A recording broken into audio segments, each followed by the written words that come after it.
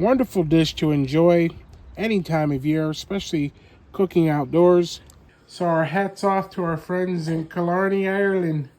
Some good mutton or goat. Our Irish, Scots friends, our Scottish friends enjoy. 8,000 years ago, the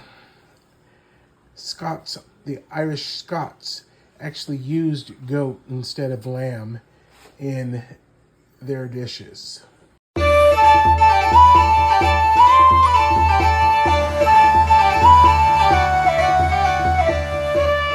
Whether it's for St. Paddy's Day or Easter, goat or mutton needs to be brined in the sink with fresh squeezed lime juice and kosher salt. Give a liberal amount of kosher salt over your meat. Then what you want to do is take your tap water and run that right on the side. You're going to fill that right up and let that meat brine and get all the blood, the impurities out of that. Let that brine and soak for about a half hour to an hour. You can see already on the side that I rinsed this once, but now with the kosher salt and the lime, that's going to brine the meat. It's going to pull out all the blood and impurities. We'll rinse that, pat that dry. Over here we've got our vegetables: potatoes, celery, carrots, squash, garlic, bay leaf.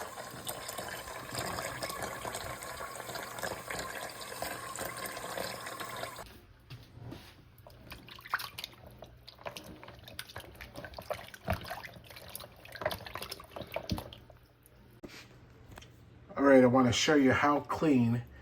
I gave this one rinse. Look how clean the meat is here.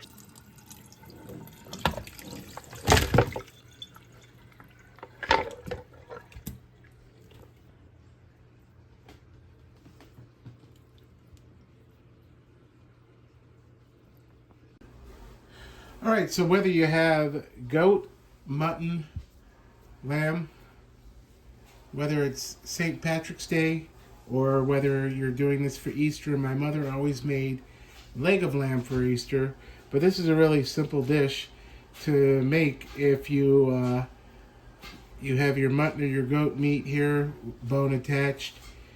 You can look at the history. My family is Creole, which is a mixture of Caribbean, African, Italian, Irish, German, Native American, and we're also Irish Scots. So my last name Long, the Langs and the Longs came from Normandy, France. They sacked England and they ended up in the United Kingdom of Great Britain and Northern Ireland. Lord Cromwell then took all the minority Irish and he expelled them to the Caribbean islands, and that is how they ended up in places like Jamaica, Trinidad, whatever, Bob Marley. So what we have here is we have the meat. I'm going to take this now out and see how much water is left. Not too much. So what you can do is then add your meat to your bowl and add a little bit of extra virgin olive oil. We're going to add a little bit. Put your finger over this. This is mustard oil. We just want a tiny bit of that, about a teaspoon and a half. We want to add some baking powder for browning, because we're going to sear this off. You don't want to use any of this cane sugar right now, because if you brown the goat meat with that, what will happen is you will have a big problem with it burning. So if we take a little bit of the granulated garlic, get that in there, about a tablespoon, pink Himalaya salt,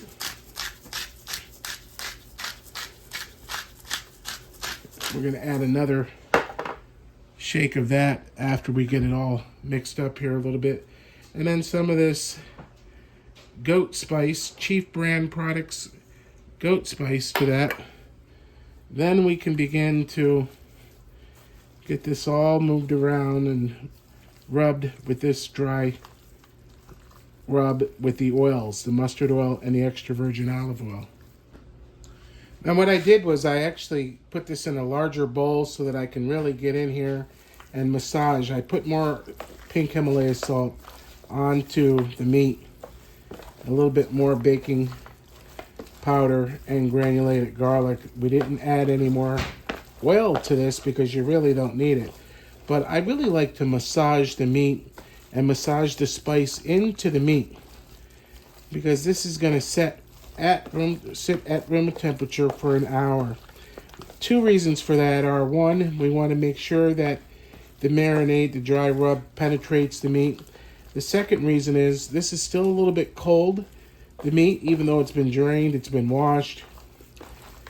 I want this to be more at room temperature, so I'm going to spread it out so that when I begin to brown it in batches, it actually browns. If it's cold, it will not brown. And if I do this in the cast iron skillet, which I'm going to do before I add it to the crock pot or take it outside to finish, I'm going to brown this in batches in a cast iron skillet, cast iron kettle.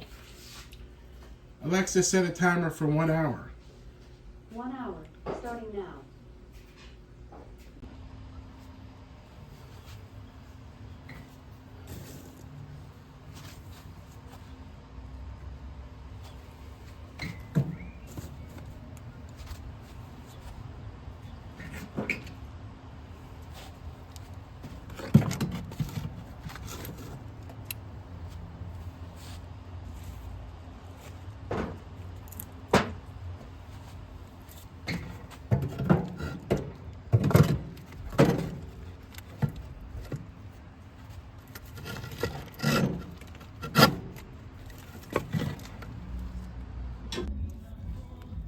Okay, so that kettle is nice and hot. What I did was I wiped it out with some paper towel from any old oil that was in there. I'm going to add a little bit of portana to that, extra virgin olive oil, and I'm going to start batch cooking.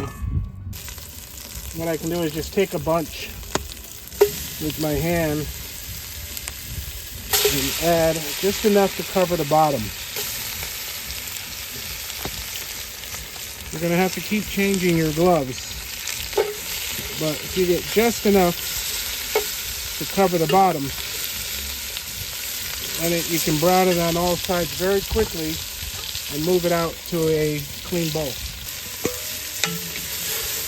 Over this open fire, what we can do is move this up closer so you don't get flames on your hands and get the meat out so nice and brown.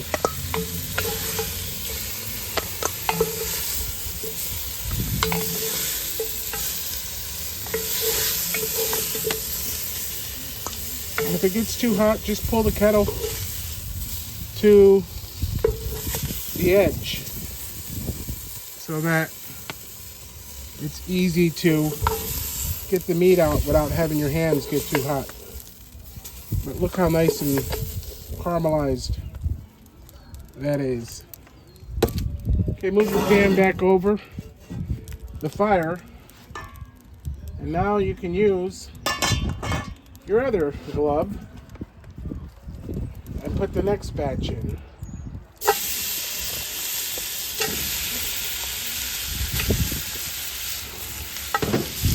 We're going to do this meat in 3 batches so it browns nicely without overcrowding the pan. If you overcrowd the pan, what happens is instead of browning, your meat will steam and not have a nice color to it, as you can see there in the pan.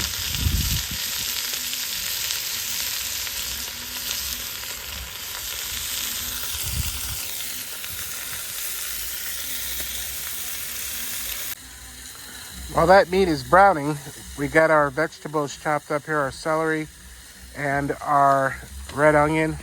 Over here we'll add carrot later.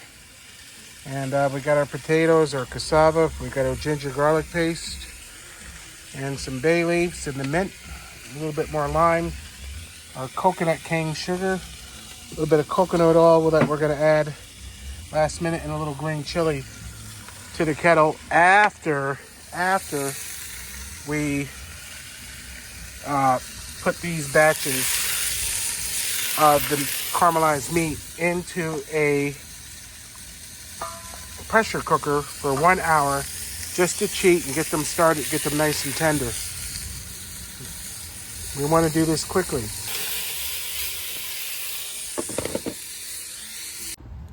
Okay, so when your meat is nice and brown, you have the fire has died down a little bit, so this is perfect temperature for adding a little bit more oil to the kettle. And adding your ginger garlic paste. Put your ginger garlic paste in there, and to keep it from burning, what you want to do is immediately add your Merfloir vegetables and your bay leaves. You're not going to add the scallions until last. Obviously, they'll overcook. But while these vegetables saute in this oil, what we're going to do is we're then going to take the meat inside. You can see how brown this came, and it's beautiful. Look how much that there is. And we'll take that inside and put it in a pressure cooker for 1 hour just to cheat and get a little bit tender. What I'm going to do is I'm going to add some of this cheap brand goat curry to the vegetables. Just about 3 tablespoons. And let that season these vegetables. The carrots are going to take longer to cook, obviously, and I want that onion and that garlic and ginger to cook down. And then once I know that the onion is a little bit translucent, I'm going to add to that some chicken broth,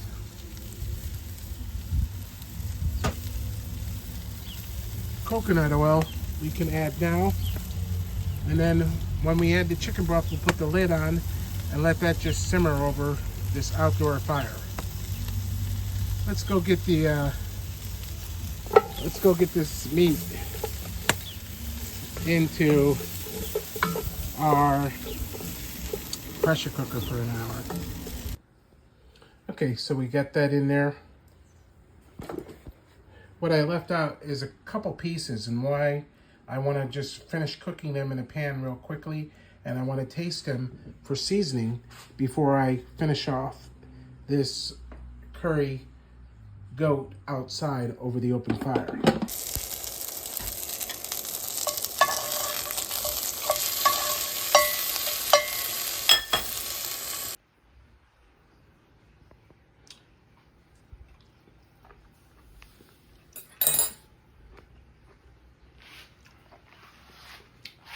That's got good seasoning.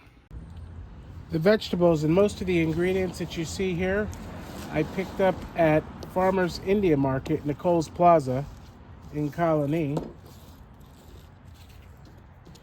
We'll throw these, we got tons of wild animals. We'll throw them to the wild and let our wild animals enjoy those vegetables. Get these scallions ready now. Love these sliding cutting boards. This green chili, I picked this up at Farmers India Market. And all these vegetables. Okay, it's time to add our tomatoes. I love these kettles because the handles, you can take them off the fire for a minute. Get a paper towel and put them down on a stainless steel table that we keep outdoors without having the table get all black. And I'm going to put another log on. I'm going to move these logs around, and this is my this is perfect. This little gardening tool is perfect for getting another log on our coals. We got a little ways to go. By using natural wood, you don't have to wait for charcoal to ash over again.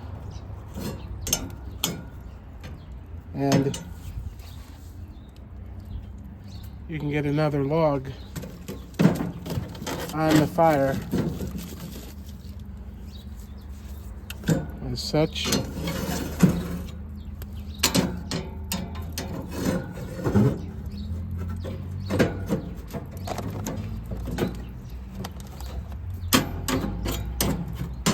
Get your kettle back on. Over that. There is an actual tool that takes that lid off, but I'm going to use this. Put this on the paper towel. And then what I'm going to do is get my San Marzano tomatoes that are peeled, Pomodoro Pilati, get them crushed up. And they don't have to be too crushed because, again, you're making a Caribbean goat curry over an open fire. Add that to there.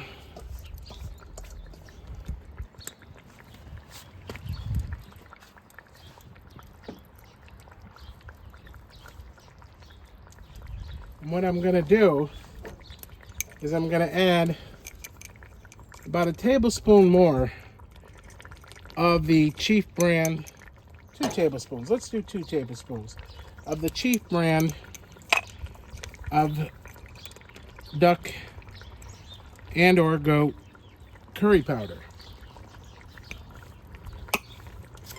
Get that put out of the way. At this point, I'm going to add half of these scallions because they're going to give flavor.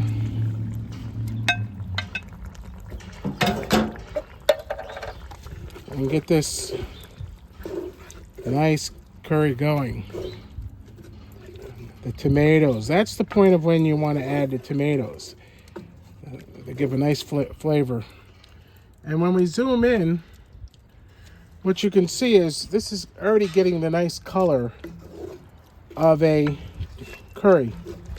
And when the goat is done after an hour in the pressure cooker, we're going to take that goat meat that will be nice and tender and its juices straight from the pressure cooker, add it to this kettle, and let it simmer for another 10 to 15 minutes. Add the rest of these scallions, and you have curry goat in honor of our Irish Scots folks in the Caribbean and celebrating this time of year. There's nothing like enjoying an outdoor kitchen. Smokers, pizza ovens. We love this pizza oven. We've been getting a lot of use out of that outdoors here. And our new baby boy. This was actually given to me by a friend, a Weber. Gas, propane powered. So we're going to be playing with that soon. We cleaned that up today. And thank you, Anthony. He moved to Kentucky.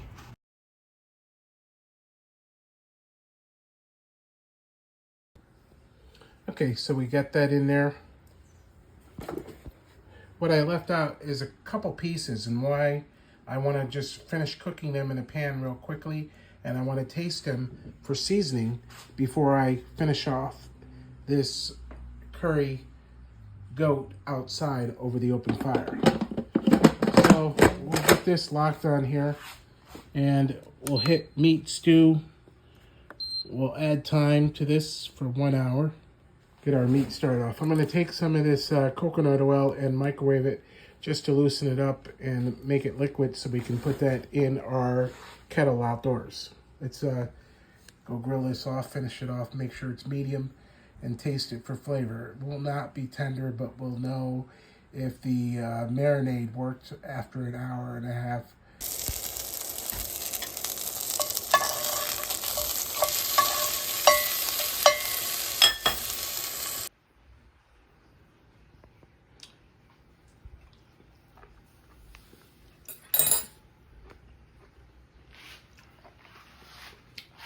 That's got good seasoning.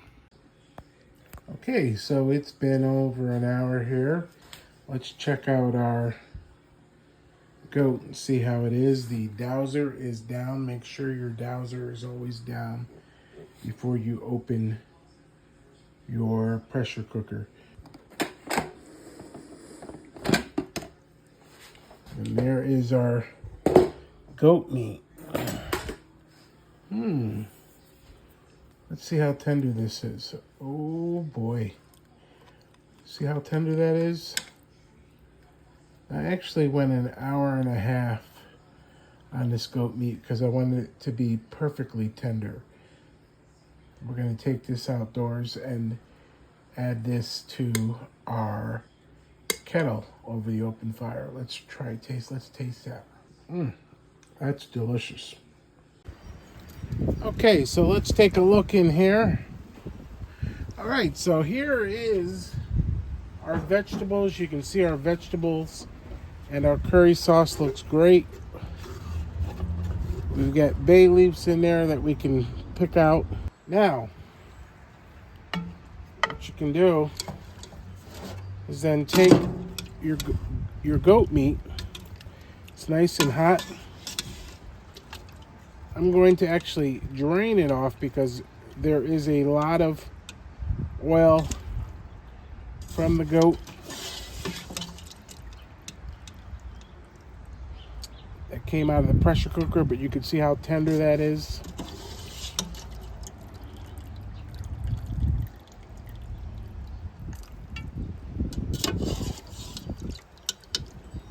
Get all that out into our kettle. We're going to add the rest of these scallions to this.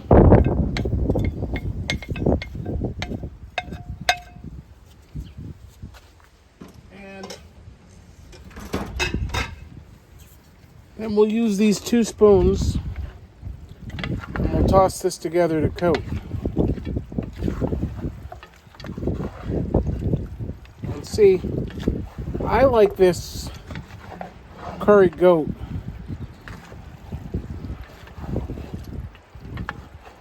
not to be too soupy, because if you have it as a meat dish, as a substitute for your leg of lamb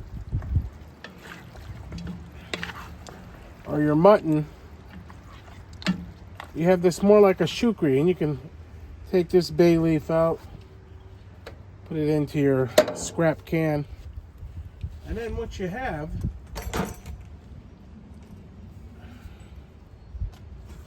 is you have your goat. You can plate that up. And you got a nice healthy portion of good curry goat with your scallions all in there, nice and hot, ready to eat. I'm gonna move this and put this right here. I want to show you a couple of spices.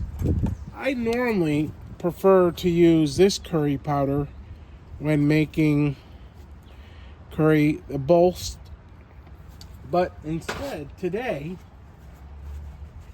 what I used was this cheap brand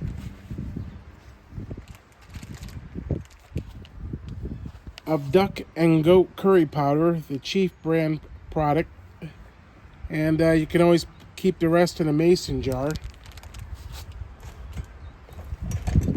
Now if you like a little extra heat, you could use a Caribbean hot pepper sauce if you want to make it a little bit spicier, but I would say that this, my friend, is a wonderful dish to enjoy any time of year, especially cooking outdoors.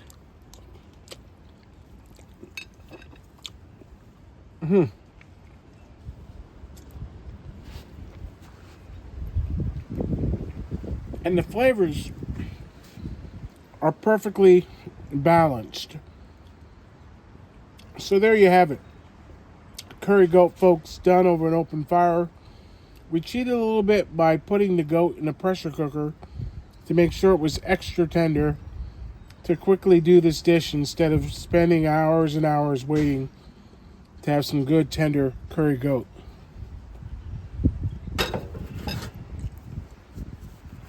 Hope you enjoyed this video from Taste of Schenectady and Leon Magazine.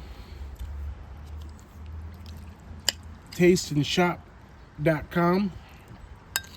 Both our print publications, our online publications, and you too can easily cook over an open fire outdoors any time of year and make a beautiful curry goat dish